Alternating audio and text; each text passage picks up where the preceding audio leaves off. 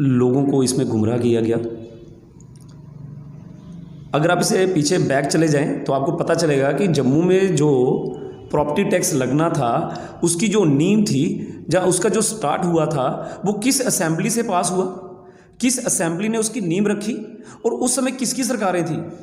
आज वो लोग जो प्रोटेस्ट कर रहे हैं और जो लोग इसका विरोध कर रहे हैं, उन्हीं लोगों ने प्रॉपर्टी टैक्स को असेंबली में पास किया और कहा था कि जब कारपोरेशन होगी वो कारपोरेशन अपने हाउस में पास करके इस प्रॉपर्टी टैक्स 20% कुछ ऐसे लोग आ गए हैं, कोई भी कैमरा उठाया और चल पड़े।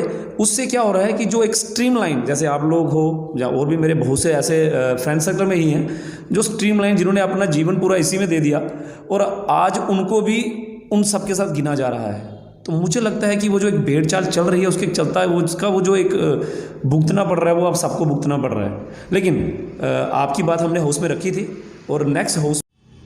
जय माँ डोगरी, मैं अक्षय सागर और आप देख रहे हैं रफ्तार जम्मू। चंद पलों की गुफ्तगू और सच से करवाएंगे रूबरू। रफ्तार जम्मू के माध्यम से ख़ास बातचीत करने के लिए हमारे साथ आज जो शख्स मौजूद हैं वो किसी तारुफ के मोहताज नहीं। फिर भी आपकी जानकारी के लिए मैं बता दूं, सबसे पहले ये एक टीचर हैं, बच्चों को शिक्षा देते हैं और इनका मानना है कि अगर देश शिक्षित होगा तभी उन्नति के पायदान चढ़ पाएगा। दूसरा, ये धार्मिक कार्यों में भी बढ़ चढ़कर हिस्सा लेते हैं। जम्मू वेद मंदिर में हर साल ये चंडी माता का भव्य जागरण करवाते हैं और राजनीति में भी इन्होंने कदम रख लिया है। इन दिनों ये जम्मू वार्ड नंबर 9 के काउंसलर हैं। आप हैं सुनीत राणा जी। नमस्कार जी। सुनीत राणा जी, रफ्तार जम्मू में आपका बहुत बहुत स्वागत है। धन्यवाद जी। सुनीत राणा जी, आपके वार्ड वासियों का कहना है आप सीधी बात करते हैं, दृढ़ निश्चय के साथ अपने कार्य करते हैं। एज ए काउंसलर आपका ये जो अभी तक का पीरियड रहा, कैसा रहा? सर, जैसे कि आपने कहा, मैं बेसिकली एजुकेशन से डील करता हूँ और एजुकेशन में चलते चलते कभी सोचा नहीं था कि हम लोग टीचिंग लाइन में इतना दूर तक पहुँच जाएंगे कि हमें इसे एज ए प्रोफेशनली लेना पड़े। हम लोगों ने तब टाइम पास करने के लिए इसको स्टार्ट किया था, लेकिन बाद में कुछ ऐसा हुआ कि जॉब भी लगी और वो भी छोड़ दी। लगा कि नहीं, मुझे यही काम प्रोफेशनली करना है, क्योंकि इसमें मैं कुछ ऐसे लोग हैं, कुछ एक सोसाइटी का ऐसा हिस्सा है जिनकी मैं कहीं ना कहीं डायरेक्टली नहीं तो इनडायरेक्टली वे में उनकी मदद कर सकता हूँ। दुख होता था, बहुत से लोग आते थे, किन्हीं कारणवश वो अपने बच्चों को नहीं पढ़ा पाते, पैसे की कमी होने से, नॉलेज की कमी होने से बच्चा कहीं ना कहीं रह जाता था। तो लोग आगे पीछे से पूछते और सुनते सुनते मेरे पास आगे पहुंच जाते थे कि हमें इस बच्चे को पढ़ाना है पर हम को पे नहीं कर सकते। तो वो एक बीड़ा उठाया और मुझे लगता है कि आज भी हमारे पास 50% बच्चा जो है वो बिलो पॉवर्टी लाइन का, वो बच्चा जो पेइंग कैपेसिटी नहीं है, कहीं पे फ़ी पे नहीं कर सकता और एक अच्छा रिज़ल्ट दे रहा है। और मुझे लग रहा है कि आज के टाइम में जो हमारा रिज़ल्ट आ रहा है कोचिंग सेंटर का, उसमें मैक्सिमम वही बच्चा है जो इस क्लास से, इस सोसाइटी से जुड़ा हुआ है। उसी को देखते देखते एक टाइम ऐसा आया कि सोशल काज में भी लग गए और आज आपके सामने अपने इस एरिया में as a counselor, as a corporator पार्षद मैं यहाँ पे हूँ। सर, जैसे ही आपने सोचा कि अब राजनीति में जाया जाए, काफ़ी तादाद में लोगों ने आपको वोट किया और भारी बहुमत से आप जीते। कुछ वादे किए होंगे लोगों से, क्या वो सभी वादे पूरे हो गए हैं या उनमें से कुछ वादे ऐसे हैं जो अभी बाकी हैं? बिल्कुल सर, ऐसा है कि जब मैंने सोचा था कि मुझे कॉरपोरेशन में आना है, लेकिन कभी ऐसे ये नहीं सोचा कि मुझे एज ए पॉलिटिशियन बनना है, कि मैं इसमें आगे जाना है, मुझे कुछ करना है। नहीं, मैंने बस इतना सोचा था कि मुझे अपने सोसाइटी के लिए कुछ करना है। बहुत से लोगों ने बोला कि यार कॉरपोरेशन की इलेक्शन क्यों लड़नी है। मैंने कहा नहीं यार, कॉरपोरेशन की इलेक्शन एक ऐसी इलेक्शन है और पार्षद ही एक ऐसा व्यक्ति है जो अपने ग्राउंड लेवल पे लोगों के साथ जुड़ा हुआ है और जो अपने सराउंडिंग के लोगों के वो काम जो बार बार निगलेक्ट हो रहे थे और हम लोगों को पता है और हमारी नॉलेज में और हम उसे करवा सकते हैं। बहुत से वादे किए हमने भी लोगों को और मुझे लगता है कि अगर कभी आप मेरे वार्ड का दौरा करो तो उनमें से मैं कहता हूँ ज़्यादा नहीं तो 60-70% काम जो है वो हमारे कंप्लीट हैं। सर, गली नाली सड़कें ये काम होते रहते हैं, कहने का मतलब ये है कि कुछ विशेष आपने अपने वार्ड के लिए, जैसे पार्किंग की समस्या है या बच्चों के खेल के लिए कोई ऐसा कोई प्रबंध करने का आपका आगे कोई रणनीति है या प्लानिंग है? बिल्कुल सर, पार्किंग की हर जगह पे समस्या थी। हमारे सामने जम्बूलोचन ये बैकेट पड़ा हुआ था, खाली पड़ा हुआ था। इसमें पार्किंग की समस्या जो हमारे आगे पीछे सराउंडिंग में गलियों में नज़र आती थी, आज हम लोगों ने हाउस के अंदर एक प्रस्ताव पास किया था, जिसके चलते आज जम्बूलोचन के अंदर हम लोगों ने पार्किंग स्टार्ट कर दी है। तो उसमें लोग वहाँ पे पार्किंग कर रहे हैं। एक हमारे करनगर में ही प्लाट खाली पड़ा हुआ था और उन्होंने खुद वहाँ पे पेड पार्किंग की हुई है, जिससे करनगर के अंदर बहुत ज़्यादा जो समस्या थी, गलियों में जो पार्किंग होती है बड़ी कम हो गई है। करनगर में, न्यू करनगर में एक एसोसिएशन है, उसमें काम करने वाले लड़के हैं, वो काफ़ी एनर्जेटिक हैं और जोश के साथ काम कर रहे हैं। उनकी एसोसिएशन के साथ मिलके इवन कि उन्होंने ही एक ऐसा प्रपोजल लाया अपने करनगर के अंदर, जो उनकी एसोसिएशन है उनके नाम की कुछ स्लिप्स जो उन्होंने बनाई हैं, हर गाड़ी के ऊपर वो स्लिप्स टैग की हुई हैं, ताकि आउटसाइडर कोई व्हीकल तो नहीं है मोहल्ले के अंदर, जो अपने ही मोहल्ले की हैं। और लोगों को टाइम टू टाइम हम लोग बताते रहते हैं कि आपको किस तरह से और कहाँ पे पार्क करनी है। तो मुझे लगता है उससे काफ़ी ज़्यादा समस्या जो है वो हल हुई है। बाकी पार्क में हमारे पास करनगर में एक स्पेस पड़ी हुई थी और काफ़ी लोगों की डिमांड थी कि बच्चों के पढ़ने के लिए या लोगों के पढ़ने के लिए वहाँ पर कोई लाइब्रेरी टाइप होनी चाहिए। तो मुझे लगता है कि पूरे 75 वार्ड में सिर्फ मेरे ही वार्ड में है कि वहाँ पे हम लोगों ने एक लाइब्रेरी बनाई है, कंप्लीट हो गई हुई है। सिर्फ उसमें अब कुछ बुक्स या कुछ उस तरह से आगे करना बाकी है। सर, जैसे कोरोना स्टार्ट हुआ, काफ़ी आपने लोगों की मदद की, चाहे राशन हो, चाहे मास्क हो, कुछ भी हो। तब से लेके अभी तक अभी भी कोरोना चल रहा है। लोगों की आर्थिक हालत ख़राब हो रखी है, कई लोग बेरोज़गार हो गए हैं। अभी आप पिछले दिनों में देखा कि बिजली डिपार्टमेंट ने लोगों की बिजली कट कर दी, उनके कोई बिल में रिड्यूस नहीं हुआ। क्या आपने कोई भी ऐसी कोई बात उठाने की कोशिश की? बिल्कुल, दिक्कत ये जो समस्या है ये हर वार्ड में हमें भी फेस करनी पड़ी। हमारे भी एरिया में कुछ ऐसे एरिया हैं जहाँ पे लोगों के बिल जो थे काफ़ी ज़्यादा थे और लोग नहीं पे कर पा रहे थे, और जिसके चलते डिपार्टमेंट ने उनके कनेक्शन जो थे वो काट दिए थे। लेकिन कंसर्निंग AW और JE से बात करने के बावजूद कि आप कोई ऐसा एक हल निकालो जिससे आपका रेवेन्यू भी जनरेट हो और इन लोगों की लाइट जो है वो भी चलती रहे। तो उसके चलते उनका कोई एक सिस्टम निकाला जिसके थ्रू उन्होंने 50% पे कर दिया और बाकी कुछ इंस्टॉलमेंट में पे कर रहे हैं, और ये है कि बाइंड अप हो गया वो सारा। अब कुछ जनरल बातें की जाएँ। 5 अगस्त 2019 को 35 से और धारा 370 हटा दी गई। जम्मू को यूटी में तब्दील कर दिया गया। लोगों के डोमिसाइल भी मिल रहे हैं। एक कानून आया लैंड लॉ, मतलब कोई भी बाहर का, मतलब हिंदुस्तान की किसी भी स्टेट का आदमी यहाँ पे आके लैंड ले सकता है। सर, डोमिसाइल और लैंड लॉ में क्या तालमेल है या क्या डिफरेंस है, थोड़ा विस्तार से बताएं। देखिए सर, बेसिकली स्टार्टिंग में जैसे ही आपको पता होगा कि कुछ आर्डर निकला था, फिर बाद में उसको रिवोक करना पड़ा, अपने ही लोगों ने बोलना शुरू कर दिया। लेकिन वो कहीं ना कहीं मुझे लगता था कि हमने अपने पाँव पे ही कुल्हाड़ी मारी। डोमिसाइल होना ठीक है, अच्छी बात है, पर 370 तोड़ने के बाद सबको पता था कि 370 है, वो क्या है क्या नहीं है और उसकी कितनी समस्याएं थी। जम्मू कब से पिछले 70 सालों से उन बेड़ियों में जकड़ा हुआ था, और आज हमारे आदरणीय प्रधानमंत्री श्री नरेंद्र भाई मोदी जी के कर कमलों द्वारा आज जम्मू कश्मीर जो है उस 370 की बेड़ी को तोड़ पाया। लेकिन लोगों के प्रोटेस्ट करने पे या लोगों के कहने पे कि नहीं जी 370 हट गया है, अब हमारा स्पेशल स्टेटस ख़त्म हो जाएगा या बाहर के लोग यहाँ पे आ जाएंगे, एक स्पेशल स्टेटस रखिए, डोमिसाइल बनाइए, लैंड लॉ। बाद में जब डोमिसाइल की बात आई, लोग कहते हैं नहीं जी, अब ये जब बाहर के लोग जहाँ पे आ जाएंगे तो ये हमारी ज़मीनें खरीद लेंगे। मैं सर एक छोटी सी एग्जांपल देना चाहता हूँ। मेरे पास ज़मीन है, सपोज़ करो 10 कनाल 20 कनाल, जब तक मैं नहीं बेचना चाहूँगा कौन खरीदेगा उसे जी। और अगर मैं बेचूंगा भी तो मुझे कोई ना कोई उसका एक अच्छा मूल्य, अच्छा दाम मिल रहा होगा, तभी तो मैं बेच रहा हूँ।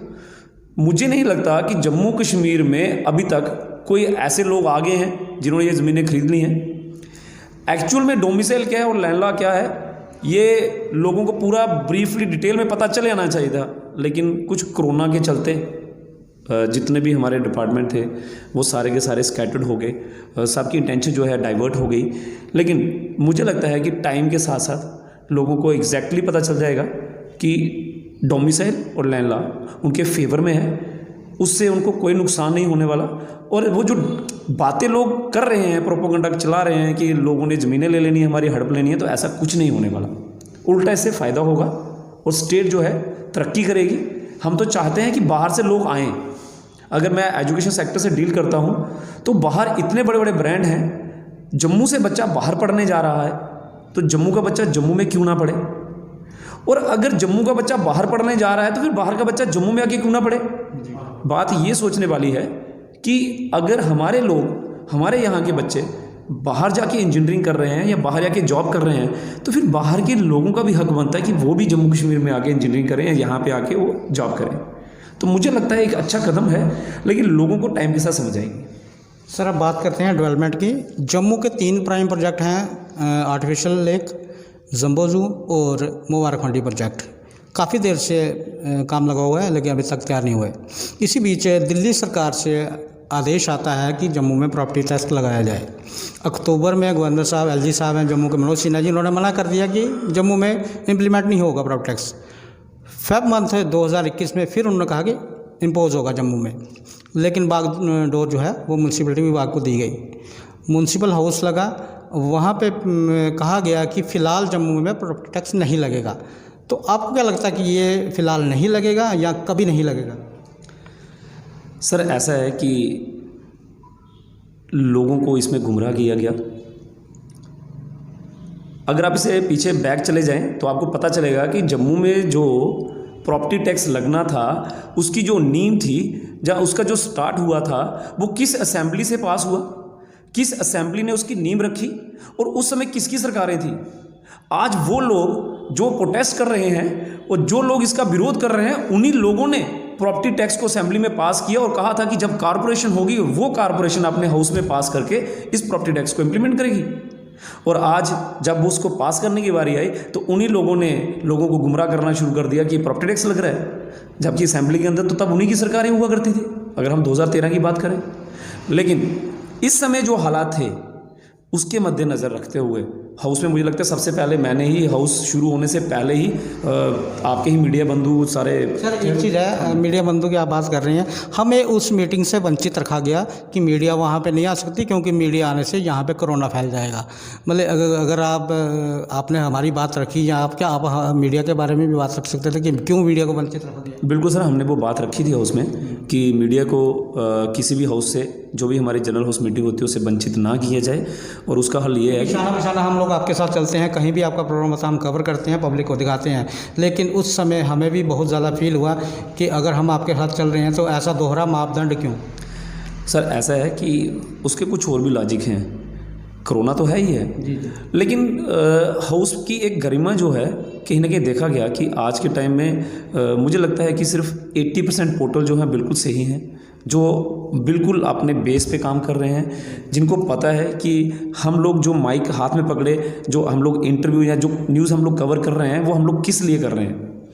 कुछ एथिक्स की बातें होती हैं, लेकिन आज के टाइम में हम लोग देख रहे हैं कि 20% कुछ ऐसे लोग आ गए हैं, कोई भी कैमरा उठाया और चल पड़े। उससे क्या हो रहा है कि जो एक स्ट्रीम लाइन, जैसे आप लोग हो या और भी मेरे बहुत से ऐसे फ्रेंड सर्कल में ही हैं जो स्ट्रीम लाइन, जिन्होंने अपना जीवन पूरा इसी में दे दिया और आज उनको भी उन सब के साथ गिना जा रहा है।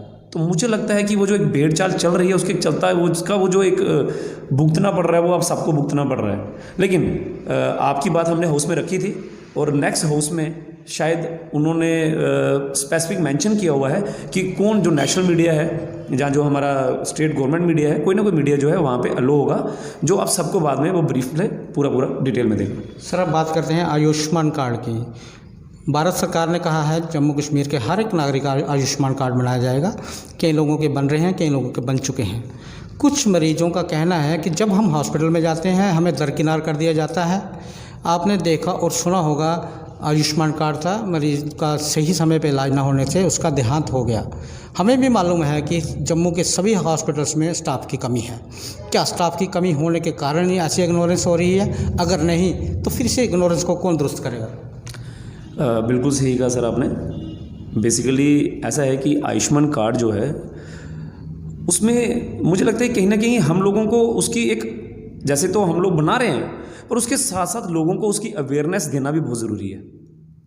हम लोगों को ये चीज़ बताएं कि आपका ये जो कार्ड है ये आपके वहाँ पे एडमिट होने के बाद जो आप बात करते हो कि 5 लाख रुपए तक का हमारा फ्री ट्रीटमेंट होगा, वो होगा, पर जब आप वहाँ पे एडमिट हो जाते हैं। देखने को मिला था अभी पीछे मीडिया में कि एक कोई व्यक्ति विशेष किश्तवाड़ से आए हुए थे और वो यहाँ पे ओपीडी में दिखाने के बाद कुछ शायद मेडिसिन की बात कर रहे थे कि मुझे मेडिसिन दे दो या मेरा कोई टेस्ट करना है तो फ्री में नहीं हो रहा। तो मैं ये आपके माध्यम से भी बताना चाहता हूँ कि हर हॉस्पिटल के अंदर एक काउंटर बना हुआ है जहाँ पे अगर आप आयुष्मान कार्ड आपके पास है तो अगर आप वहाँ पे एडमिट हो जाते हो और आपकी फ़ाइल के ऊपर आपका वो नंबर लग जाता है, उसके बाद वहाँ पे जितना भी आपका ट्रीटमेंट होता है उसमें आपको कोई भी चार्जेस जो है वो पे नहीं करने। हाँ, लेकिन ओपीडी और हॉस्पिटल के अंदर एडमिशन ये 2 अलग अलग चीज़ें हैं। अगर ओपीडी में आप दिखाने जाते हो और वहाँ पे डॉक्टर आपको लिखते हैं टेस्ट के लिए या कोई मेडिसिन के लिए, तो वो आपको परचेज़ करनी पड़ेगी, उसमें आपका ये आयुष्मान कार्ड जो है वो नहीं चलेगा। तो मुझे लगता है कहीं ना कहीं जिस स्पीड में हम लोगों के ये कार्ड बना रहे हैं उसके साथ साथ हमें उन लोगों को ये चीज़ें भी बताना बहुत ज़रूरी है। सुनील जी, ये तो हो गई बातें, हम लोग जम्मू के हैं। एक सवाल डोगरी में, स्वच्छता की रैंकिंग च साड़ा जम्मू 224वें नंबर पर है। म्यूनसिपलिटी विभाग बड़ा अच्छा काम करा दा, वर्टिकल गार्डन बना दे, वाल पेंटिंग होआ दियां ते बड़े के शैल शैल अजकल साइन बोर्ड भी लगा दे। साढ़े खंड मिट्ठे लोग आखते हैं कि भाई डोगरी साड़ी माँ है तो हिंदी साड़ी दादी। इन्हें बोर्डों पर ना साड़ी माँ डोगरी लब्भा दी ते ना हिंदी लब्भा दी। खंड मिट्ठे लोग डोगरे लिखे दा निक्का जिहा एक नुक्कर च, वो भी अंग्रेजी च। तो आखने का मतलब ये है कि लोग भी आखा दे ना कि कुदै एक पट्टी उपर डोगरी च भी लिखी ओड़ो, तो साड़ी डोगरी भाषा भी करलाई आखा दी कि मेरे माड़े अस्तित्व की बचाई लाओ।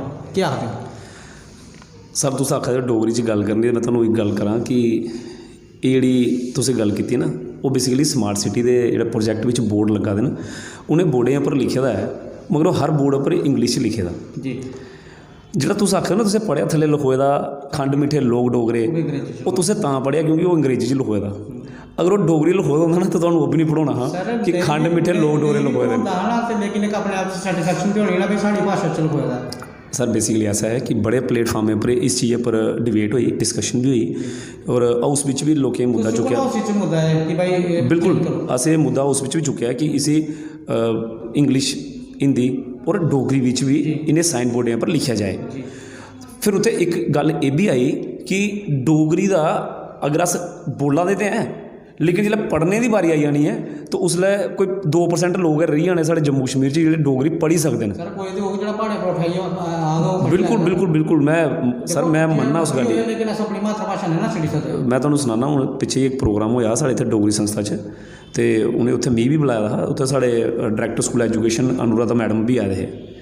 ਉਹਦੇ ਵਿੱਚ उन्हें डोगरी संस्था वाले उन्हें एक प्रस्ताव दिता है कि इसी डोगरी हूँ जियां 8th शेड्यूल में आई दी है, तो हूँ जोड़ा नवा एजुकेशन सिस्टम आया है उस एजुकेशन सिस्टम तहत बच्चा कोई भी सबजैक्ट केड़ा रखी सकता है, तो क्यों ना वो बच्चा डोगरी कंपलसरी सबजैक्ट किया जाए या डोगरी सबजैक्ट रखा जाए। लेकिन सानू प्रॉब्लम यह आ रही है कि अगर अस डोगरी सबजैक्ट स्कूलों में इंट्रोड्यूस करचे तो उस डोगरी का जोड़े पाठ्यक्रम ने, डोगरी दी किताबां न, वो किताबां कुत्थों आउणगियां, वो राइटर कुत्थों आउणगे। और ठीक है, मैं आखदा अज वो साढ़े कोल चीज़ां नहीं हैं, लेकिन अगर अज जियां तुसें मुहिम स्टार्ट की दी है, ना राइटरें की कमी है ना कलाकारें की कमी है, सब कुछ है, खाली ढूंढने की देर है। तो जेह्ड़े थोड़े वार्ड बिच डोगरी संस्था दे अक्षय जी, मैं जानना तुस डोगरी बड़ा प्यार करते हो और बड़ी अच्छी डोगरी च तुस डोगरी के राइटर भी हो, डोगरी च तुसें बड़ी अच्छी चीज़ां कविता भी लिखी दियां ना, मैं मनना उस चीज़ की। लेकिन मैं ये आखना कि जिसलै एक पूरा सिस्टम गी तैयार करना है, वो एक पूरी टीम चाहिए है। अगर साढ़े कोल, मैं तुहानूं गारंटी देना कि अगर साढ़े कोल छोटी क्लासें को लेइयै 10वीं तक डोगरी दी किताबां होण और स्कूल एजुकेशन सिस्टम ने तो डिमांड की है कि सानू अगर ये सिस्टम प्रोवाइड किया जाए तो अस इन्हें इंट्रोड्यूस करचे, अपने सिलेबस में पाचे, कैरिकुलम च पाचे और बच्चे जिहड़े ने ये सबजैक्ट आप्ट करन, इसी पढ़न। लेकिन हूँ मिगी लग्गा कि अगर अज अस पिछे तो टाइम मुक्की पिछे अस जाई नहीं सकते, लेकिन अगर अज अस ये नींव रखचे तो आने वाले टाइम में जोड़े तुम गल करा दे हो कि बोर्ड के उपर अगर डोगरी लिखोई दी हो तो साढ़े बच्चे उसी पढ़ी पान, वो सानू बड़ा काम करना चाहिए डोगरी आस्ते। और सिर्फ मिगी लगता कि सिर्फ डोगरी संस्था नहीं, वो पिछे जिन्ने भी डोगरे लोग न उन्हें सारें की भी ये काम करना है ताकि मां साढ़ी सर डोगरी बिल्कुल सर बिल्कुल बिल्कुल नहीं, बिल्कुल बड़ा लब्भा दी हो सामने ओहदे च सैटिस्फैक्शन सर तुस कुसा भी कंट्री च चली जाओ वो दिक्खो उंदियां जिन्नियां भी इवन कि अस इत्थै सब्जैक्ट पढ़ने आं उंदे जेह्ड़े सब्जैक्ट न उंदी मदर टंग बिच न और साइंटिफिकली प्रूवड है कि जेह्ड़ा बच्चा जिन्नी जल्दी मदर टंग गी कैप्चर करदा ना इन्ना कुसै लैंग्वेज गी पकड़ी नहीं सकदा है लेकिन उसी बड़ा टाइम लगना क्योंकि वो चीज़ साढ़े हत्थों एक बारी छड़कोई गेदी है हूँ उसी वापस रिवाइव करना बड़ा मुश्किल है लेकिन मैं वो तुहानूं सना दा कि अगर अस लोग गै अज्ज जेह्ड़ी साढ़ी जनरेशन है जेह्ड़ी साढ़ी पीढ़ी है अगर अज्ज एह् एक सोची लै ठानी लै कि नहीं असें इसी डोगरी गी वापस रिवाइव करना है तो मिगी लगदा है कि वो टाइम दूर नहीं है जदों डोगरी लोग भी पढ़न और बोर्ड पर लिखोए दे तुहानूं भी खुशी होग बहुत अच्छे हो ये सुनीत रैना जी आपका बहुत बहुत धन्यवाद रफ्तार चम्मू सवाल करने के लिए धन्यवाद ये थे सुनीत रैना जी हमने काफ़ी सवाल इनसे पूछे इन्हें उलझाने की कोशिश भी की लेकिन इन्होंने बड़े ही धैर्य के साथ हमारे सभी सवालों को जवाब दिया आगे भी आपको इस तरह की स्टोरीज दिखाते रहेंगे देखते रहिए रफ्तार जम्मू जय भारत।